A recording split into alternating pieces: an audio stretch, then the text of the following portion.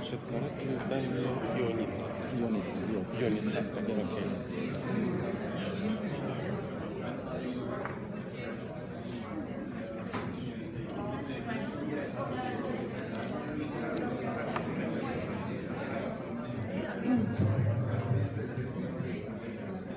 Shall we start, ladies and gentlemen?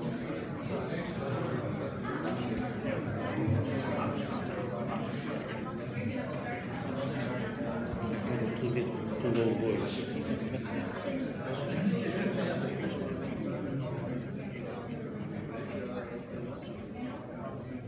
Okay, good morning, ladies and gentlemen. Shall we start our experts workshop? Good morning. My name is Alexei Lizhenkov. I am director of the OSCE Secretariat Transnational Threats Department, and I am responsible for coordinating activities of our organization in addressing transnational threats. Let me warmly welcome all of you to this OSCE workshop, Media Freedom and Responsibilities in the Context of Counterterrorism Policies. The annotated agenda has been distributed under the reference SecCount/169/15 Revision 1 on 5th October this year. And we are very pleased to note that so many OSCE participating states and partners for cooperation are present here in this room. I also welcome the fact that a high number of international organizations and civil society organizations have responded to our invitation to participate and to contribute to the success of the workshop. Today with me I have Mr. Daniel Ionica, State Secretary responsible for strategic affairs in the Ministry of Foreign Affairs of Romania. Before giving the floor to Daniel, I would also, from my side, warmly thank you for the hospitality and for the support you provided both for our Freedom of the Media Office and to the TNT department in organizing this, I believe, very important event. And with these introductory words, let me give the floor to Mr. Ionica. The floor is yours. Thank you so much. Excellencies, ladies and gentlemen, good morning everybody. It gives me a distinct pleasure to be with you today and to wish you a very warm welcome to my home city, Bucharest.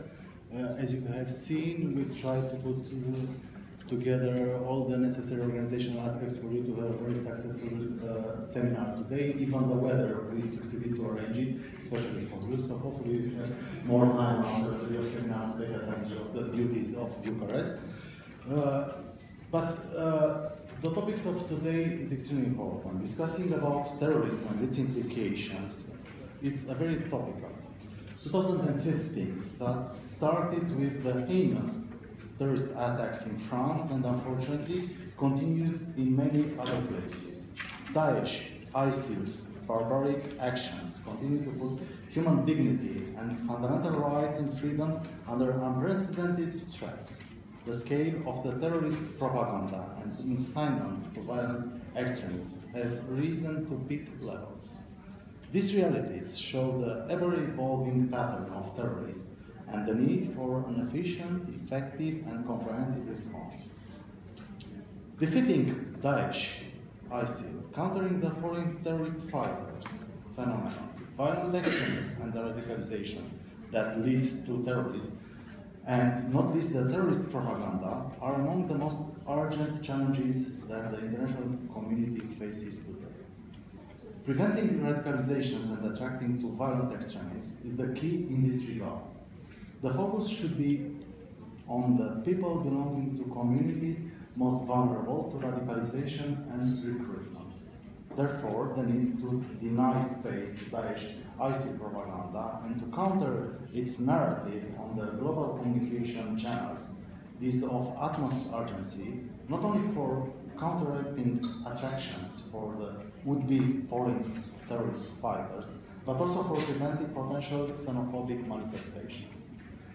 Expectations are high for the international community, including the OSCE, to deliver responses to counterterrorism in its multiple cross-dimensional aspects, mindful at the same time of the need to defend human rights and fundamental freedoms.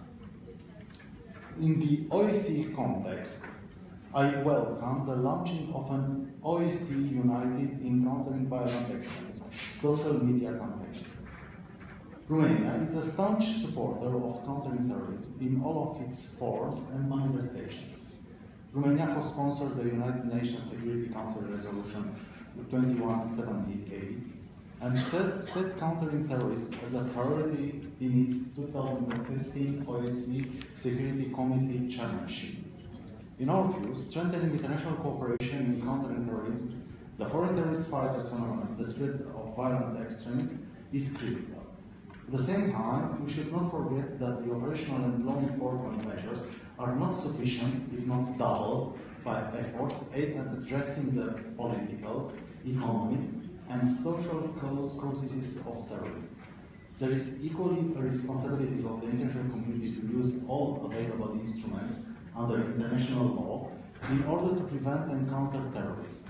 In this vein, Romania and Spain presented recently a joint initiative on the creation of an international court against terrorism to strengthen the international community efforts in countering terrorism.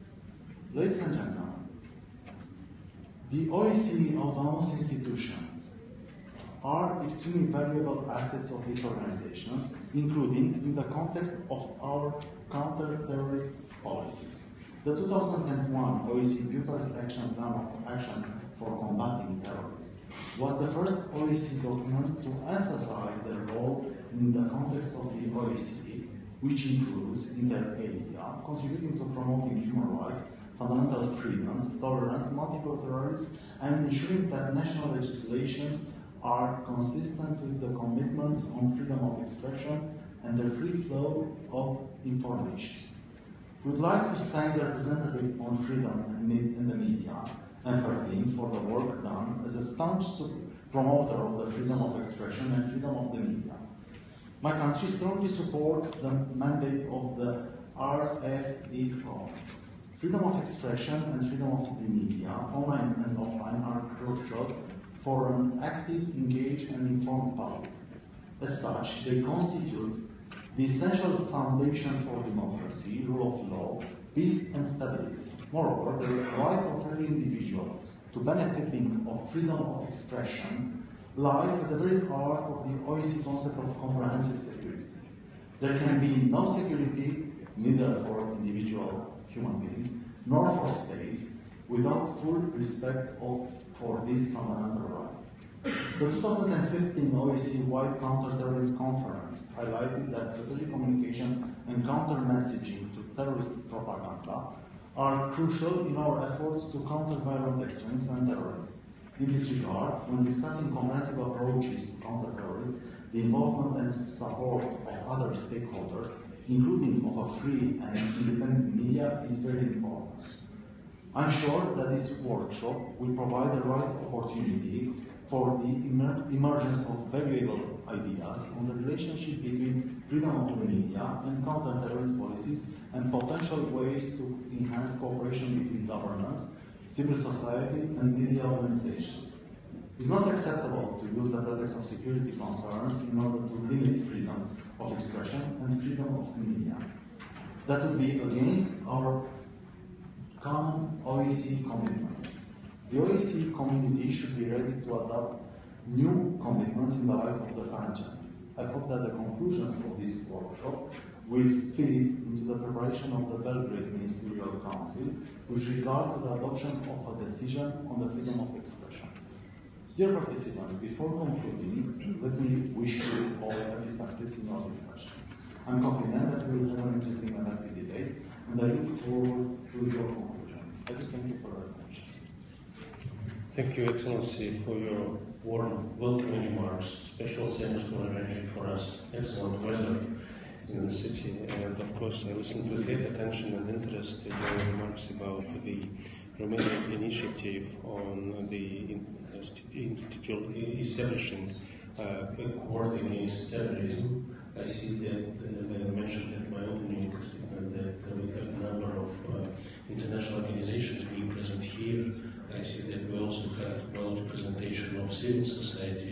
I do believe that this initiative will be discussed during our debates and discussions, as well as in the margins of the workshop, and hopefully we will come up with probably some further development in this area in guiding to the Belgrade Ministerial this year. Now let me give the floor to Mrs. Dunja Mijatovic, OSCE representative on freedom of the media. Dunja took over the post in March 2010, and you are a well-known person not only in the OSCE but beyond OSCE, I should say, with all your statements and remarks that you always make.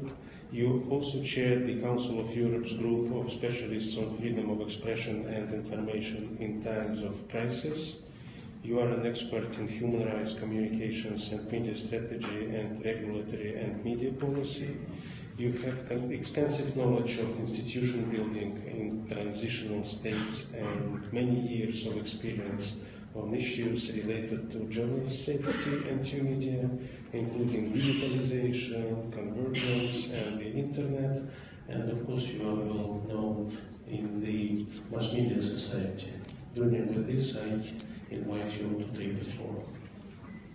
Thank you very much, Alexei. Good morning, State Secretary, Excellencies, dear journalists, members of civil society, ladies and gentlemen. It is a real pleasure to be here today in Bucharest and to have the opportunity to open a workshop together with my colleague Alexei Buzhenkov on media freedom and responsibilities in the context of counter-terrorism policies. This event represents collaboration between my office and the Transnational Threats Department, and more specifically the Anti-Terrorist Unit.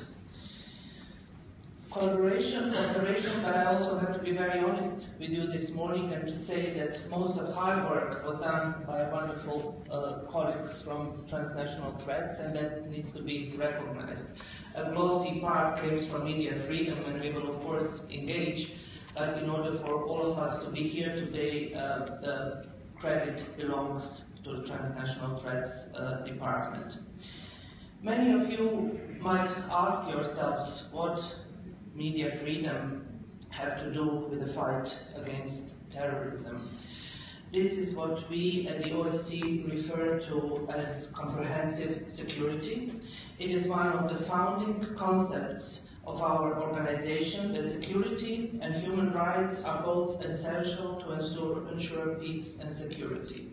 They are intertwined, they are interconnected, and we should not be discussing it in two parallel worlds. This event is one of the solutions when it comes to discussion about this extremely important topic for the well-being of our societies.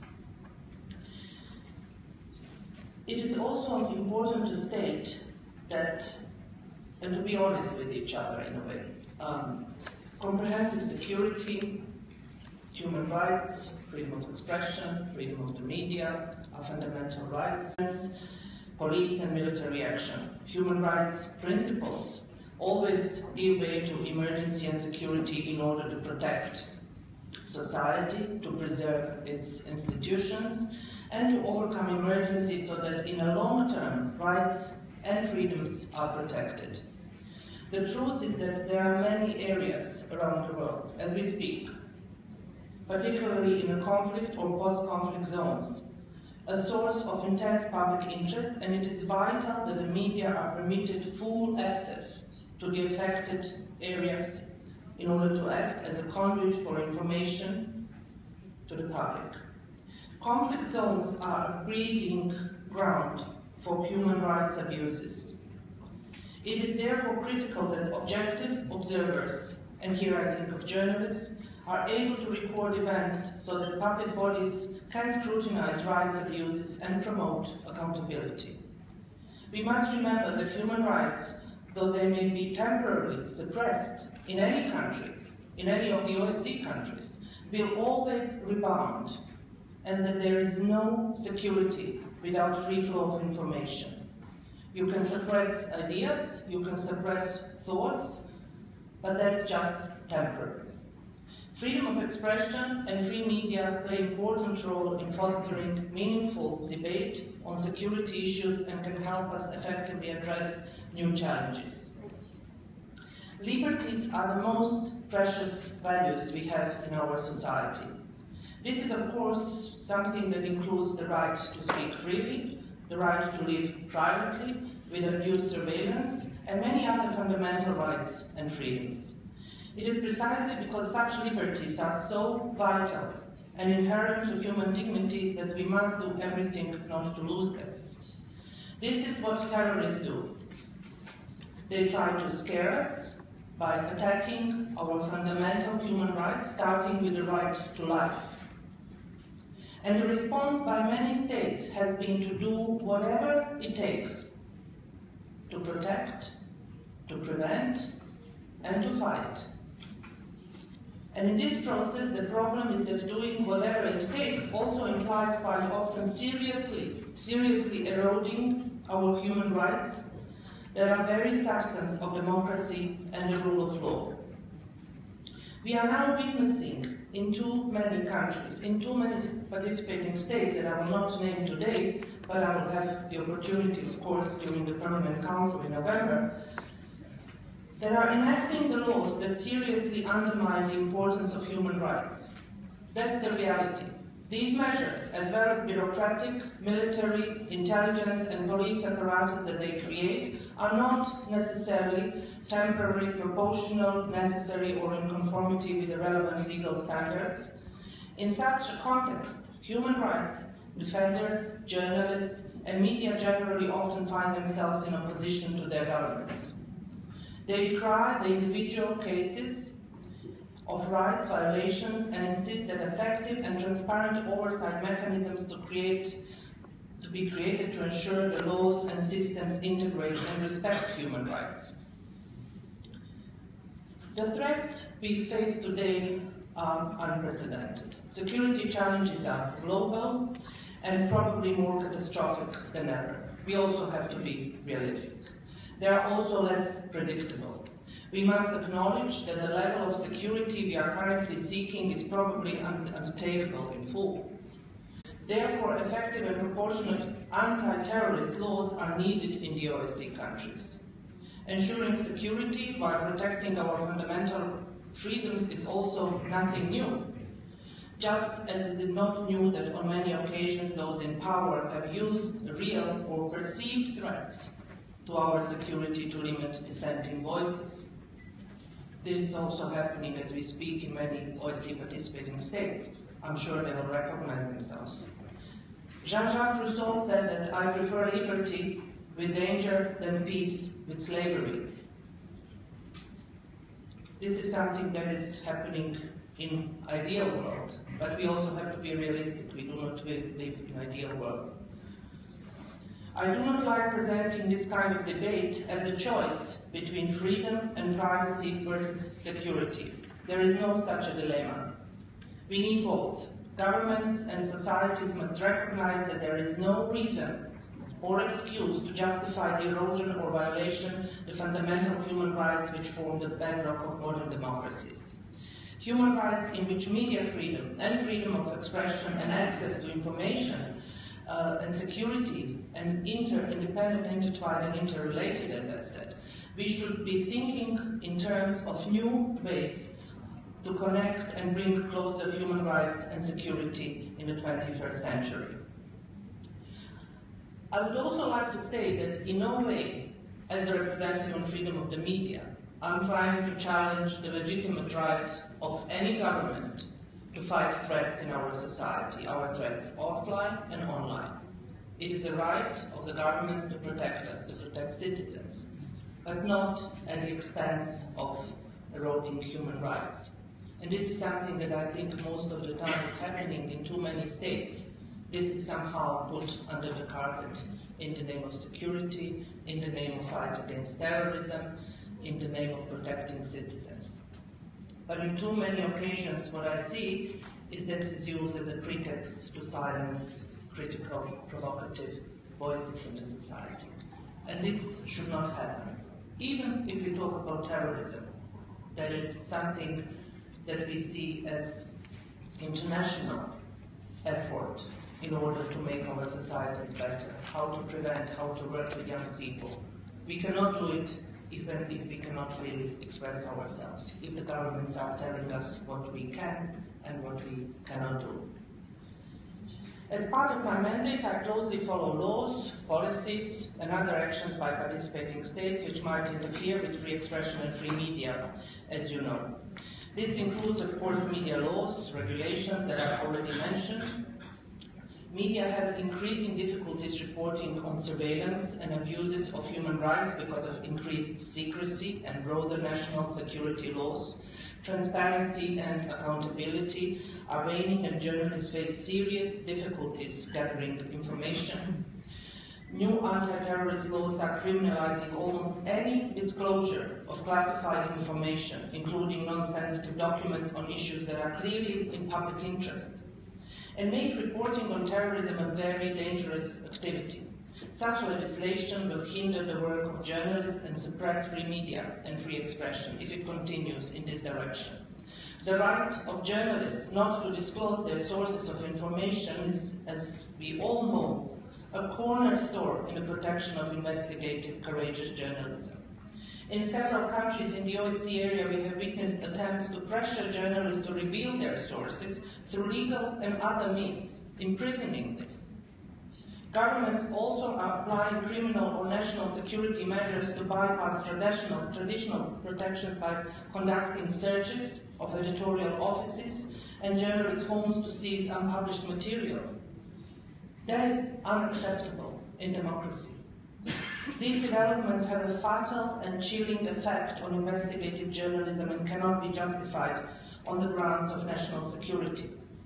Last, we see surveillance of journalists and their sources despite the existence of very clear rulings by the European Court of Human Rights and the very clear recommendations and concerns raised a few months ago by the UN Rapporteur on freedom of expression and freedom of opinion. But what again we come back to is wonderful words on paper. All countries are saying yes to all this, but in practice the situation is quite different. Attacking the watchdog of democracy by tracking journalists' activities, uncovering their sources, and trying to know what they know is the step toward totalitarian regime. I know it sounds quite blunt, but that's what I think, and cannot be justified on any grounds. The metaphor of the war on terrorism cannot justify a permanent state of emergency or the arbitrary imposition of restrictions by public authorities. The fight against terrorism will be effective only if we do not lose our most precious principles and values in the course of it. Otherwise, those who will win will be the enemies of our freedom. And this is what we should fight against. That brings me back to the unique role of our organization, the OSCE. One of the outstanding features of this organization is, as I said at the beginning, the comprehensive multidimensional concept of security developed within the Helsinki process. And on numerous occasions, human rights and fundamental freedoms are linked in the Astana Declaration. The fundamental principles of human rights not only have to be supported and developed by institutional, political, and legal instruments, it is crucial that human rights are also internalized in the minds, bodies, and souls of people, especially in the coming generations. Legal frameworks, necessary as they are, should be designed in a manner that furthers freedom, with restrictions permitted that are not beyond what is necessary in democratic society. All elements of society, including human rights defenders and media, must assume responsibility as well. This is not just a fight for the governments. All elements of the society need to be engaged. Because in the creation of security, human rights defenders and democratic governments have a common interest. We must work together, build bridges for our shared values that are at stake. By defining the future, it is also important to bear in mind that the role of media, free, independent media, is vital in generating the democratic culture. That is the final aim of our right to free speech. Thank you very much. Thank you, Dunia. Thank you very much for your so provoking and very encouraging statement. Thank you also reminding us the vision of Rousseau of ideal world. Probably this is a bit different to what we would consider it. I mean, the ideal world as we could see it, but it's always good to have an open and, as you've said, an honest debate about all these values.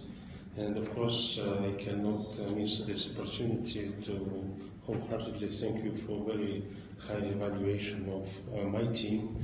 And I believe this follows exactly the concept of our organization, cooperation, not only among participating states and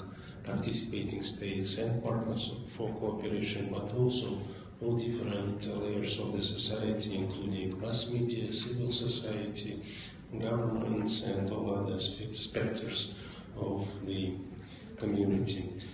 Thank you once again. From my side, I'm also pleased to welcome today so many representatives from a wide range of OSCE participating states, partners for cooperation, as well as from, as I've already mentioned, key international, regional, sub-regional organizations, civil society, academia, to this workshop, Media Freedom and Responsibilities in the Context of Counterterrorism Policies. I wish to thank once again the government of Romania for hosting this event, as well as Dunia for our excellent collaboration. The media reports from recent terror attacks in Paris, in Copenhagen, as well as from other conflict zones, have highlighted that the internet and various social media platforms present fast-evolving information channels with huge potential for communication of violent, radical, and extremist ideologies, terrorist recruitment and training of new members, collecting and transferring funds, incitement, planning, and execution of terrorist acts. Terrorist radicalizers are taking advantage of modern communications technology to spread their messages more effectively than ever, and targeting especially vulnerable internet users, such as young people, in order to get support, publicity, recognition, and legitimacy for their activities. Although states bear the primary responsibility for preventing and countering terrorism and for managing the consequences of terrorist acts, they have to rely on the support of the private sector, including the media, for their success in countering such threats. The media has enormous potential as a counterterrorism resource. Precise and rapid dissemination of information, and here once again let me say what Dunia said about the fact that there is no security without free flow of information. Rapid dissemination of information to the public in the event of a terrorist attack can prevent panic, reduce confusion, support response efforts, and thus save lives. At the same time, sensationalist reporting can play into the hands of terrorists by promoting their messages, spreading panic, and jeopardizing counterterrorism operations. Furthermore, communication between the media and counterterrorism officials is often restricted by lack of cooperation and transparency, stemming from a number of legitimate concerns from each side, as well as a manual lack of understanding of their respective goals and responsibilities. Recognizing this challenge, I am pleased to open what is the first event where we bring together journalists, members of different structures dealing with the media, as well as editors-in-chief from various newspapers, alongside counterterrorism experts and advisors, to look at ways to improve shared responsibility to protect media freedom while developing effective policies to counter the use of the internet for terrorist purposes. How to build and maintain mutual trust and understanding of the respective goals and responsibilities of such a diverse group is at the core of the recommendations we hope to get from each of the 4 sessions that we will have later today. Hence, your active participation, the exchange of lessons learned and good practices is crucial for the success of the workshop and expected follow-on activities with the incoming German chairmanship. As you note on the agenda, we will introduce the concept for a future online OSCE platform where these very issues can be discussed with a wider audience from our participating states, partners for cooperation, and public-private partners. Such a platform will ensure that the valuable lessons learned today and tomorrow are shared as widely as possible. I strongly believe that the forthcoming discussions can contribute to identifying further priority areas for enhancing cooperation and general guidelines and standards for law enforcement, intelligence services, journalists, and different communication platforms for their interaction while respecting freedom of expression and freedom of the media. These priority areas for cooperation and ideas for general guidelines and standards could be refined and further developed in a planned follow-up event which will possibly be held in the next year in Turkey. Civil society organizations and academia can contribute to the debate with their perspectives and expertise, as they might have better access to communities. They are crucial partners in building resilience to the appeal of terrorism from within society, especially at the grassroots level. Though outreach and partnerships, public and private stakeholders can achieve a better understanding of each other's concerns, goals, and responsibilities.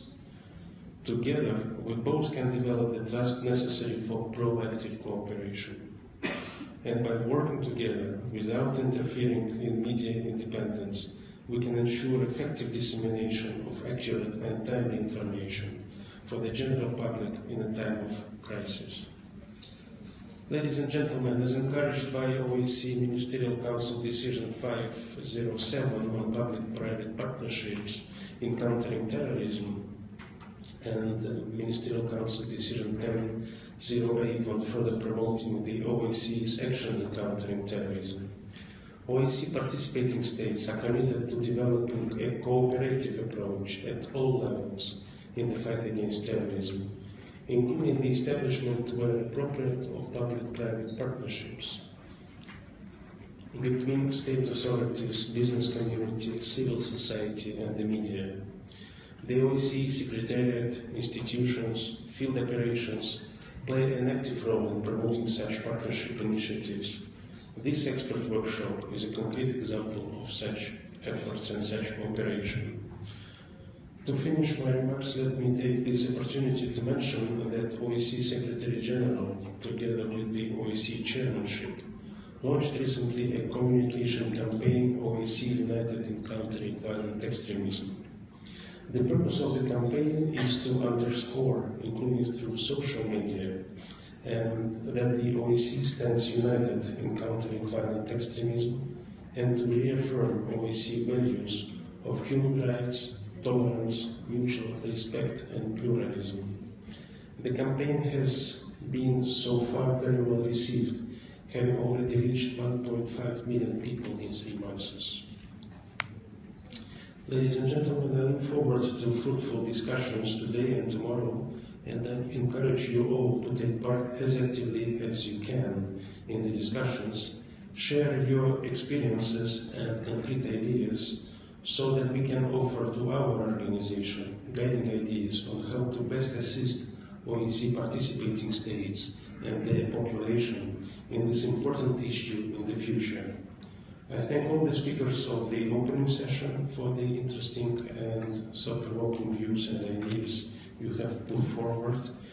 With this, we have concluded the opening session of our conference. For your information, we will also have a tweet wall during the event. You are encouraged to actively follow the discussion by tweeting, retweeting the tweet, and by following the workshop on Twitter using hashtag UnitedCVE. And we are going now to break for 30 minutes. The coffee is served outside. Am I sure that coffee is served outside? Can my team help me? Okay, good.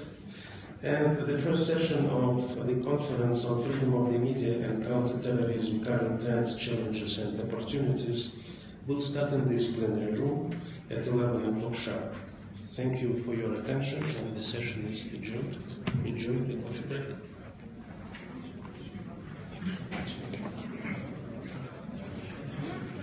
Yes, thank you for the question. Thank you so much. Thank you. We'll see each other.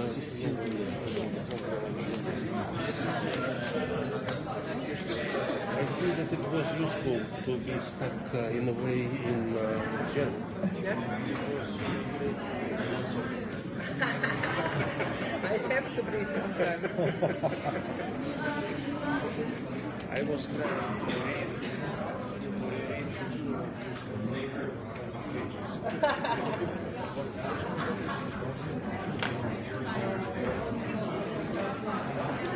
I should say that it has pretty good attendance. Okay, we'll see each other. See you, Thank you. and good luck, actually. And hopefully we may, in a way, support the position about this special court. I mean, during the discussion of the debate. Let's see. Yes, actually, this I don't see that this is the place actually to promote it, but I thought that we speak about that. We don't have actually a side event.